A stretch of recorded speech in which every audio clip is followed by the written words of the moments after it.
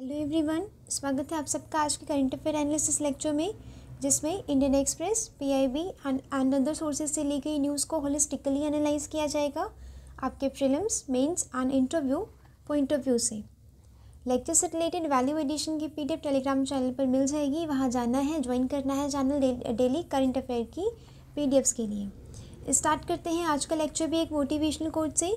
An investment in knowledge page the best interest. Means अगर आप अपना टाइम लगाएंगे, अगर आप अभी इन्वेस्ट करेंगे नॉलेज में, तो वो आपको सबसे बेस्ट इंटरेस्ट देगा, सबसे बहुत अच्छा फ़ायदा देगा, ऐसा कहते हैं बेंजामिन फ्रैंकलिन। मैं महिमा मिश्रा स्टार्ट करती हूँ आज का Indian express newspaper analysis. Index देखते हैं क्या पढ़ना है और क्यों पढ़ना है। कुंदनकुलम प्लांट आज फिर से एक बार न्यूज़ में है, तो पढ़ लेना इम्पॉर्टेंट है। ये प्रीलिम्स के लिए यूपीपीएससी आरओ एआरओ जो एग्ज़ाम आ रहा है उसके लिए भी इम्पॉर्टेंट है। Arctic days but no sun, Himadri station में अपने कुछ रिसर्चर्स वहाँ भेजे गए हैं, तो अभी वहाँ पे रातों का समय चल रहा है। ठीक है, अभी आर्कटिक में टाइम होगा वही सुबह का, दिन का, बट वहाँ पे रात हो रही है। वो उसका एक कारण देखेंगे कि ऐसा क्यों होता है। अ मिसिंग इंडस्ट्रियल पॉलिसी, ये एक एडिटोरियल है जो बहुत इंपॉर्टेंट है आपके GS paper 3 point of view से। मेक इन इंडिया इसी से रिलेटेड है। प्रोडक्शन लिंक्ड इंसेंटिव स्कीम जो इसी से रिलेटेड है और पढ़ना इम्पॉर्टेंट है। स्टार्ट करते हैं फर्स्ट न्यूज़ से। India Russia sign pact on future units of Kudankulam plant. Kudankulam plant, सबसे पहले तो ये एक फैक्ट याद रखना है कि इंडिया एंड रशिया के बीच में है। ठीक है, a very important agreement, some important agreements related to the construction of future power generation of units, यानी कि कुंदनकुलम प्लांट की और यूनिट्स के एक्सपेंशन के लिए क्या हुआ है, पैक्ट साइन किया गया है। ठीक है, कुंदनकुलम प्लांट सबसे जो इम्पोर्टेंट सेकंड वाला फैक्ट है, क्या है वो, ये इस्टेब्लिश किया गया है रशिया में। ये technical with the technical assistance of Russia की हेल्प से हो पाया है। द कंस्ट्रक्शन बिगिन हुआ था 2002 में और फरवरी 2016 में इसकी फर्स्ट यूनिट ऑपरेट करनी स्टार्ट की गई थी। कुंदनकुलम प्लांट लोकेटेड है southern industrial in Indian state of Tamil Nadu. It is one of the India's largest nuclear power station. ठीक है, इंडिया का लार्जेस्ट पावर न्यूक्लियर स्टेशन है। ये थर्ड फैक्ट हो गया जो आपके लिए इम्पॉर्टेंट है। And is owned and operated by Nuclear Power Corporation of India Limited. Plant is located near the village of कुंदनकुलम। ठीक है, तमिलनाडु का एक गांव है कुंदनकुलम, वहाँ पे प्लांट इस्टेब्लिश्ड है। अब ये काफ़ी ना कंट्रोवर्सी में भी रहा है कि ये जो प्लांट है ये वहाँ के इन्वायरमेंट को, वहाँ के लोगों की सेफ्टी को हार्म कर रहा है, बट सरकार ने इतना ध्यान रखा है कि वहाँ की सेफ्टी को इंश्योर किया जा सके। अब इसके ब्रांचेस को भी स्प्रेड करने की बात कही जा रही है। बे of Bengal shore, nuclear power company of India limited owns and operates it. It was developed with the assistance of Russian state owned enterprise कॉन रोसाटोम। ठीक है, जो ये रशिया की एंटरप्राइज है, स्टेट ओन्ड है रोसाटोम, उसकी हेल्प से हमने ये एक ज्वाइंट वेंचर से हमने ये कुंदनकुलम प्लांट तमिलनाडु में इस्टेब्लिश किया है। कुछ फैक्चुअल इन्फॉर्मेशन इंपॉर्टेंट होती है, पढ़ लेनी ज़रूरी है। नेक्स्ट इंपॉर्टेंट देखेंगे, scientist Arctic days, no sun no phones, polar bear for company. यहाँ पे क्या है कि हिमाद्री स्टेशन जो इंडिया का परमानेंट रिसर्च स्टेशन है, कहाँ पे, नॉर्वे में। ठीक है, नॉर्वे क्या है, एक आर्कटिक कंट्री है। वहाँ पे आर्कटिक में हमारा जो रिसर्च स्टेशन है वो है हिमाद्री। याद रखना है, यूपीपीसीएस आरओ एआरओ एग्ज़ाम आ रहा है, इसीलिए मैं आपको फैक्ट वाले को जो न्यूज़ होती है मैं वो भी कवर करवाती हूँ एंड मेंस रिलेटेड भी करवाती हूँ कि आप अगर यूपीएससी, यूपीपीएससी एंड अदर जो आप एग्ज़ाम्स देते होंगे उसमें काम आ जाए। ठीक है, इसीलिए डेली का न्यूज़पेपर एनालिसिस इम्पॉर्टेंट होता है। ये आर्किपेलागो ऑफ सेल्वरबोर्ड, ये Svalbard the world's northernmost inhabited place है। ठीक है, वहाँ पे अपना परमानेंट स्टेशन है, रिसर्च स्टेशन आर्कटिक का, वो है Himadri. Sun set in the Arctic around the third week of October. अब यहाँ पे ऐसा क्यों हो रहा है कि वहाँ पे रात है? ये ज्योग्राफी का एक बहुत बेसिक कॉन्सेप्ट है। यहाँ पे अर्थ का जो टिल्ट है, यानी कि अर्थ का जो झुकाव है सन की तरफ, ठीक है, या सन से दूर, यहाँ पे वो चीज़ मैटर करती है, ठीक है। It will not rise till the end of February और अर्ली मार्च, यानी कि अक्टूबर के टाइम पे वहाँ पे सन सेट हुआ था, यानी कि सूर्य अस्त हुआ था, और वो उदय कब तक होगा?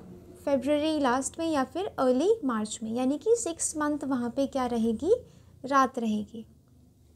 यहाँ पे जो अपने रिसर्चर्स भेजे गए हैं, जो टीम यहाँ पे भेजी गई है, उनके साथ अभी क्या हो रहा है कि 9:30 बज रहे हैं सुबह के, बट रात हो रही है। सामने मतलब बाहर देखें तो रात है, सिर्फ पोलार बियर दिखेंगे, ठीक है।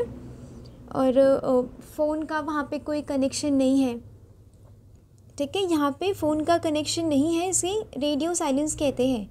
Arctic station is located in a radio silent zone, meaning use of all wireless devices including mobile phones, wifi, Bluetooth, ये प्रोहिबिटेड रहेगा टू प्रिवेंट डिस्टर्बेंस और destruction of highly sensitive instruments and measurements in the area. यानी कि यहाँ पे क्या हो रहा है कि रेडियो की जो वेव्स होती हैं, ठीक है, जो डिवाइसेस होती हैं, all wireless devices like phone, like wifi, bluetooth, इन सबको वहाँ पे प्रोहिबिट किया गया है कि इनसे जो भी हार्म होता है वो वहाँ के इतने हाईली सेंसिटिव एनवायरनमेंट पे ना हो, ठीक है। इसीलिए यहाँ की जो टीम कह रही है, ये कह रही है कि 1 हफ्ते से हमारा फ़ोन बजा ही नहीं है, हम सिर्फ उसे टाइम देखने के लिए यूज़ कर रहे हैं। Arctic Research Station in the India's research station in the Arctic, Himadri, began its operation in 2008. Since hosted scientists mostly during spring and summer and autumn month. यहाँ पे जब से 2008 से, जब से इसका ऑपरेशन बिगिन हुआ है, तब से इसने ज़्यादातर स्प्रिंग एंड समर सीज़न में या ऑटम सीज़न में इसने ऑपरेट किया है या फिर काम किया है। बट अभी क्या है, अभी दिसंबर में उन्हें लैंड किया गया है ट्यूसडे को, कल। तो अभी वो कह रहे हैं कि वहाँ पे रात हो रही है। यहाँ पे जानते हैं इसका रीज़न। अर्थ क्या है? अर्थ का एक झुकाव है, सन से या तो पास में रहता है या तो सन के दूर में रहता है, ठीक है। रेवोल्यूशन के दौरान ये सीजन्स भी क्रिएट करता है, ठीक है। इसीलिए सीज़न हम बदले बदले से सीज़न देखते हैं कि गर्मी, सर्दी, ठीक है, ये सब हम देखते हैं। अब हो क्या रहा है, ये देखिए, नॉर्थ पोल, ये वाला हो गया साउथ पोल। अगर ये क्या होता है, दिसंबर वगैरह के मंथ में ना जो सन होता है वो एंटार्क्टिक सर्कल के ज़्यादा पास होता है, मतलब जो इक्वेटर से जो नीचे वाले रीजन्स हैं वहाँ पे सन की रेज़ ज़्यादा जाएंगी और स्लैंटेड रेज़ जाएंगे कुछ एंटार्क्टिक की तरफ में।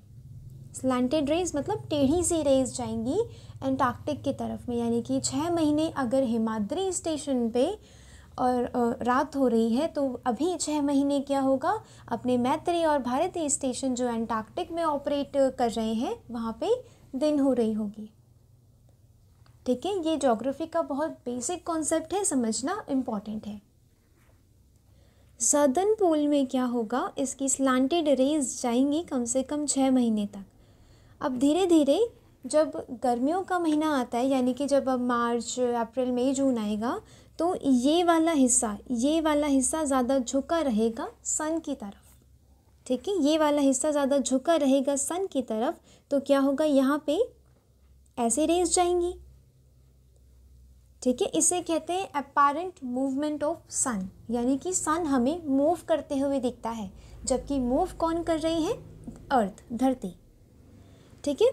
सन हमें यहाँ पे भी दिखता है, यानी कि सदर्न हेमिस्फीयर, इक्वेटर में भी दिखता है। जो इक्विनॉक्स होता है ना, दिन भी रात भी बराबर, वो इक्विनॉक्स में होता है। ये इक्वेटर में जब रेज होता है ना, मतलब जब रेज पड़ रही होती है बिल्कुल परपेंडिकुलर, फिर होता है यहाँ पे। और फिर उसके बाद क्या होता है, यहाँ पे नॉर्थ पोल में जब नदर्न हेमिस्फीयर की तरफ सन आता है तो वो ज़्यादा गर्मी का महीना देखा जाता है इंडिया में, वहाँ पे तब गर्मी हो रही होती है, ठीक है, ये चीज़ ध्यान रखनी है। ये वही लिखा है जो मैंने अभी आपको समझाया, ठीक है। वहाँ पे 6 मंथ डे होती है, 6 मंथ नाइट होती है। इसका रीज़न क्या है? Earth axis is tilted away from the perpendicular to earth orbital plane, ठीक है। ये चीज़ ध्यान रखनी है, बहुत ही बेसिक रीज़न है। इसका टिल्ट कितना है? 23.5 डिग्री, ठीक है। इसका टिल्ट याद रखना है। एक्सिस का जो टिल्ट है ना, वो ये वाला हो गया इसका एक्सिस, ठीक है। एक्सिस से टिल्ट कितना है? 23.5 डिग्री, ये चीज़ याद रखनी है। नेक्स्ट इम्पॉर्टेंट देखेंगे आप, मिसिंग इंडस्ट्रियल पॉलिसी। यहाँ पे क्या कह रहे हैं कि पहले जो पॉलिसीज़ आई थी ना, उसमें हमने क्या किया, लाइसेंस राज को थोड़ा बहुत हटाया, फिर भी रेगुलेशंस काफ़ी थी उस टाइम पे, ठीक है। जॉब क्रिएशन हमने उस टाइम पे भी ध्यान नहीं दिया। मैन्युफैक्चरिंग में जॉब क्रिएशन अभी भी ध्यान नहीं दे रहे हैं। भले ही मेक इन इंडिया आ गया, प्रोडक्शन लिंक्ड इंसेंटिव स्कीम आ गया, जो अच्छा है, प्रोडक्शन ज़्यादा हो रहा है, बट जॉब का क्रिएशन उतना नहीं हो रहा है। लेबर इंसेंटिव हम मैन्युफैक्चरिंग नहीं कर रहे हैं। जैसे कि चाइना में क्या है, चाइना ने इस चीज़ को क्या किया, उसने मैन्युफैक्चरिंग में अपने लेबर्स डाले, ठीक है। लेबर इंसेंटिव वहाँ पे प्रोडक्शन होता है। हम वहीं क्या कर रहे हैं, मशीन्स को हम इंट्रोड्यूस कर रहे हैं, जिस वजह से लेबर्स को बाहर निकाल दिया जाता है, उन्हें कोई स्किल्स नहीं दी जाती, और वो उनका upgradation and updation of skills नहीं होता। यहाँ पे थोड़ा सा ध्यान रखना इम्पॉर्टेंट है। ये आपके जीएस पेपर 3 में जब मेक इन इंडिया से रिलेटेड कोई क्वेश्चन आता है ना, आया भी है क्वेश्चन पिछले कुछ सालों में, ठीक है। और ये टॉपिक बार बार न्यूज़ में रहता है, तो इसे घुमा फिरा के अब किसी नए एंगल से पूछा जा सकता है, ठीक है। तो पढ़ लेना, इम्पॉर्टेंट है। Make in India is a branding strategy to promote manufacturers burn out of Indian factors of production, land, labour, capital, entrepreneurship and technology. ये वो फैक्टर्स हैं जो मैन्युफैक्चरिंग में सबसे ज़्यादा कंट्रीब्यूट करते हैं। ये चीज़ याद रखनी है, लैंड, लेबर, कैपिटल, एंटरप्रेन्योरशिप, और अब टेक्नोलॉजी भी ऐड हो रहा है इसमें, ठीक है। It can only succeed on the back of an effective make in India operation. यानी कि अगर हमने इन चीज़ों को इफ़ेक्टिव बनाया तो मेक इन इंडिया ऑपरेशन को एक सक्सेस मिलेगी। सितंबर 2014 में लॉन्च किया गया था as sequel to earlier initiative. जो अर्लियर जो पॉलिसीज़ थी, ठीक है, उसका एक सीक्वल लॉन्च किया गया मेक इन इंडिया 2014 में। एक नेशनल मैन्युफैक्चरिंग पॉलिसी आई थी 2011 में। ईयर पूछ लेते हैं ARO में, इसीलिए याद रखना इम्पॉर्टेंट है। Stated that inadequate physical infrastructure, a complex and corrupt regulatory environment, inadequate availability of skilled manpower, ये constraint है, ये कुछ constraints हैं हमारे ग्रोथ के लिए, ठीक है।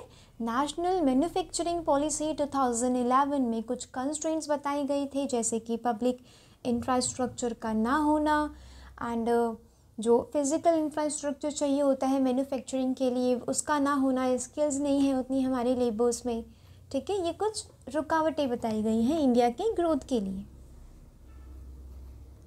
2014 में इंडिया ने एक ऑब्जेक्टिव इसमें ऐड किया कि इंडिया को एक हम ट्रांसफॉर्म करेंगे और बनाएंगे global design and manufacturing export hub, ठीक है। हमारा क्या मोटो है, make in India for the world, make for the world, ठीक है। पीएम मोदी कहते हैं ऐसा, इंडिया में बनाओ, दुनिया के लिए बनाओ। The purpose of PLI scheme, यहाँ पे प्रोडक्शन लिंक्ड इंसेंटिव स्कीम का भी जिक्र है। प्रोडक्शन लिंक्ड जो इंसेंटिव स्कीम मैंने आपको काफ़ी बार कवर करवाया है ये, ठीक है। अब रिवीजन का टाइम है। Production linked incentive scheme is to attract investment in key sectors. इसमें क्या था कि एडिशनल यूनिट को प्रोड्यूस करने में, मैन्युफैक्चर करने में आपको इंसेंटिव मिलेगा।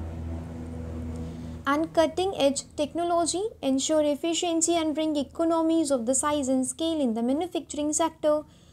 Make Indian companies and manufacturers globally competitive, यानी कि प्रोडक्शन लिंक्ड इंसेंटिव स्कीम बिल्कुल मेक इन इंडिया का एक पार्ट है, ठीक है, जिसमें इंडिया को और आगे बढ़ने के मतलब बढ़ने के प्रोविजंस हैं कि आप ज़्यादा प्रोड्यूस करेंगे आपको ज़्यादा इंसेंटिव मिलेगा, जिससे हम वर्ल्ड में कंपटीशन को फेस कर पाएंगे, ठीक है। Devising an industrial policy for boost export is easier than creating one for mass job creation in India. यानी कि ऑथर कह रहे हैं, अब यहाँ पे ऑथर का एक पॉइंट है कि एक्सपोर्ट को हम बढ़ावा देने के लिए इंडस्ट्रियल पॉलिसी बना सकते हैं, बट यहाँ पे जॉब क्रिएशन करना एक बहुत बड़ा काम है, ठीक है, वो उतना ईजियर नहीं है।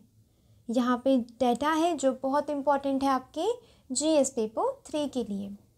India's labour market resource points towards presence of low paying subdued productivity mostly informal jobs in unorganised sector.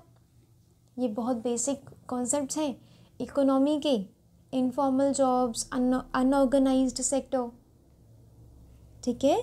Over 99% of India's 63 million medium micro small and medium enterprises जो MSMEs हैं 63 मिलियन, उसमें से 99% unorganised sector में मिलेंगे। इसका मतलब formalisation नहीं है, जितना फॉर्मलाइजेशन होगा वो इकोनॉमी के पॉइंट ऑफ व्यू से उतना ही अच्छा होगा, कंट्री के एक्सपोर्ट्स के लिए अच्छा होगा, ठीक है, कंट्री के इंफ्रास्ट्रक्चर के लिए अच्छा होगा, बढ़ोतरी के लिए अच्छा होगा।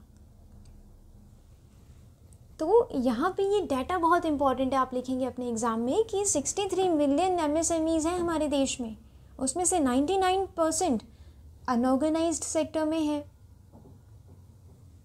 जिसमें बहुत लिटिल फ्लेक्सिबिलिटी होती है फॉर प्रोडक्टिव जॉब क्रिएशन। उनका क्या है, हैंड टू माउथ एग्जिस्टेंस, ठीक है, हैंड टू माउथ एग्जिस्टेंस मतलब हाथ में पैसे आए मुंह में गए, मतलब बिल्कुल खाने के रूप में।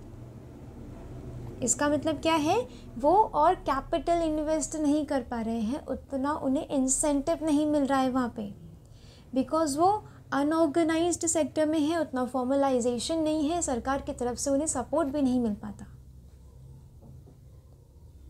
ठीक है। ये कुछ चीज़ें हैं जो ध्यान रखनी है।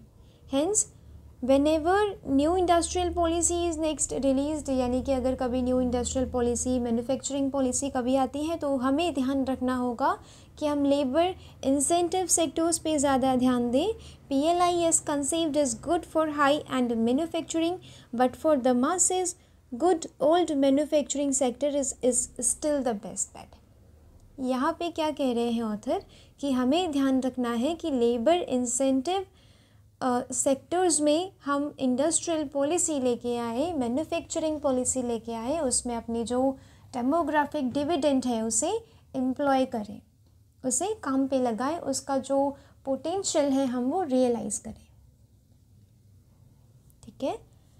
मेक इन इंडिया देखते हैं 2014 में लॉन्च किया गया था। ये ग्लोबल मैन्युफैक्चरिंग यानी इन्वेस्टमेंट डेस्टिनेशन बनाने के लिए इसका एक उद्देश्य था। Led by department of promotion of industry and trade, internal trade, याद रखना है ministry of commerce and industry के तहत ये लाया गया था। ये एक ओपन इन्विटेशन है to potential investors partners across the globe to participate in the new growth history of new India, ठीक है। यानी कि जो इंडिया बढ़ता चला जा रहा है ना, 2047 तक हमें क्या करना है, एक डेवलप्ड कंट्री बनानी है अपनी इंडिया को। उसके लिए मेक इन इंडिया के थ्रू इन्विटेशन दिया गया कि आप आइए, इन्वेस्ट करिए और पार्टिसिपेट करिए हमारी ग्रोथ स्टोरी में।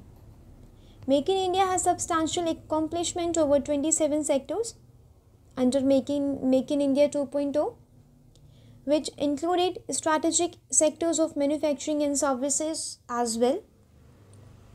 Objectives यहाँ पे क्या है, फॉरेन इन्वेस्टमेंट को अट्रैक्ट करना इंडस्ट्रियलाइजेशन के लिए,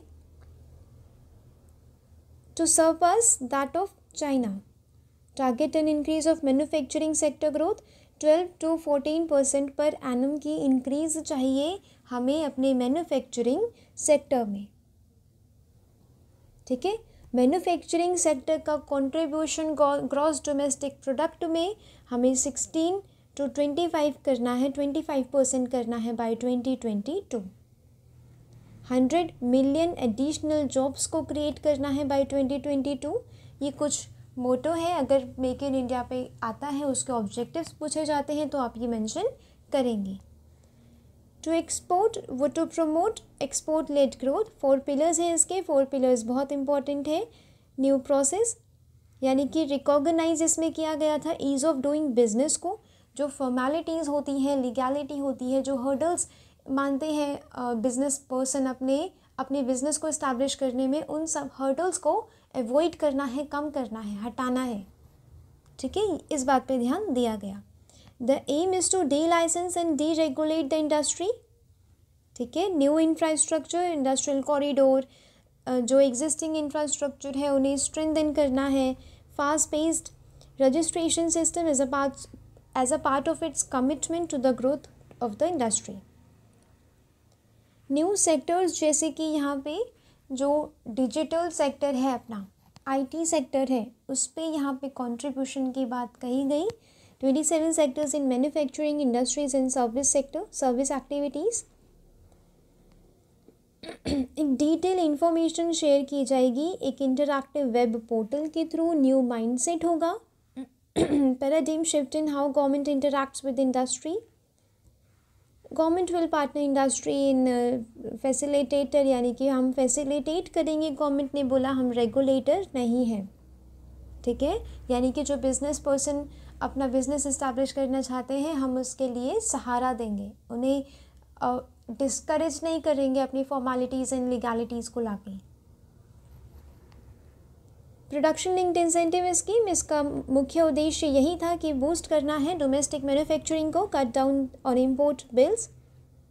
AIIMS to give companies incentive on incremental sales from products manufactured in domestic unit. Domestic unit में अगर आप इंडिया के अंदर प्रोड्यूस करते हैं, उसकी सेल्स, उसकी इंक्रीमेंटल सेल पे आपको क्या मिलेगा? इंसेंटिव मिलेगा। ठीक है, ये लोकल कंपनीज़ को भी इनकरेज करता है कि अपना मतलब यहाँ पे अपना बिजनेस सेटअप करो। मैन्युफैक्चरिंग यूनिट्स अगर एग्जिस्टिंग है तो उसे एक्सपैंड करो। कुछ सेक्टर्स को यहाँ पे बढ़ावा दिया गया, जैसे कि pharmaceuticals, IT hardware, laptop, mobile phones, telecom equipments, white goods, chemical cells and food processing. अब इन सारे सेक्टर्स को ध्यान दिया गया, जो बिल्कुल होता है ना, बिल्कुल सनराइज सेक्टर्स हैं। ये हमारी कंट्री की ग्रोथ में ज़्यादा कंट्रीब्यूट करेंगे। बेनिफिट्स क्या है यहाँ पे? इन्वेस्टमेंट, अनएम्प्लॉयमेंट इंक्रीज होगी, मोर देन 7.5 लाख जॉब्स को क्रिएट किया जाएगा। टेक्सटाइल इंडस्ट्री यहाँ पे प्रीडोमिनेंटली एम्प्लॉय करती है वुमेन को, तो ये वुमेन एम्पावरमेंट भी लेके आएगा, फॉर्मल इकोनॉमी में वुमेन को लेके आएगा। प्रायोरिटी दी गई है बैकवर्ड एरियाज़ को, यानी कि इन्वेस्ट करते हैं अगर आप एस्पिरेशनल डिस्ट्रिक्ट में, ठीक है, तो इंसेंटिव मिलेगा। ठीक है, जिससे क्या हो रहा है, बैकवर्ड एरियाज़ का भी उत्थान हो रहा है। ये कुछ रीजन्स पे फोकस करेगा, यानी कि उनको पॉजिटिवली इम्पैक्ट करेगा, जैसे कि गुजरात, यूपी, महाराष्ट्र, तमिलनाडु, पंजाब, आंध्र प्रदेश, तेलंगाना एंड उड़ीसा। ठीक है, इन सारे स्टेट्स को वो फ़ायदा करेगा। ठीक है, आज के लिए न्यूज़पेपर में था बस इतना ही। ऐसे करते हैं न्यूज़पेपर का एनालिसिस कि आप उसमें से prelims, mains and interview point of view से इंपॉर्टेंट चीज़ें निकालें, जैसे कि make in India production linked incentive को कनेक्ट करके, मैन्युफैक्चरिंग को कनेक्ट करके पूछा जा सकता है इंटरव्यू में क्वेश्चन। तो आपको यही कहना है कि make in India production linked incentive बहुत फ़ायदेमंद है इंडिया के लिए, इंडिया की ग्रोथ स्टोरी में कंट्रीब्यूट कर रही है। अगर हम लेबर इंसेंटिव में भी हम जॉब्स क्रिएट करें, लेबर इंसेंटिव सेक्टर्स में भी जॉब क्रिएट करें, तो अपनी डेमोग्राफिक डिविडेंड को भी हम रियलाइज़ कर पाएंगे। ठीक है, ऐसे ही आपको आंसर देना होता है इंटरव्यू में। लेक्चर से रिलेटेड वैल्यू एडिशन की पीडीएफ टेलीग्राम चैनल पर मिल जाएगी, जिसके लिंक मैं नीचे डिस्क्रिप्शन बॉक्स में दूंगी। वहाँ जाना है, ज्वाइन करना है चैनल डेली करंट अफेयर के पीडीएफ्स के लिए। ये जो मैंने आज वैल्यू एडिशन दिया है, ये आज के आज ही नोट कर लेना है, ताकि आपके पास खुद के बनाए हुए नोट्स हो, जो एग्ज़ाम के 2 दिन पहले भी रिवाइज किए जा सकें। तो मिलते हैं कल। Thanks for watching. Thank you so much.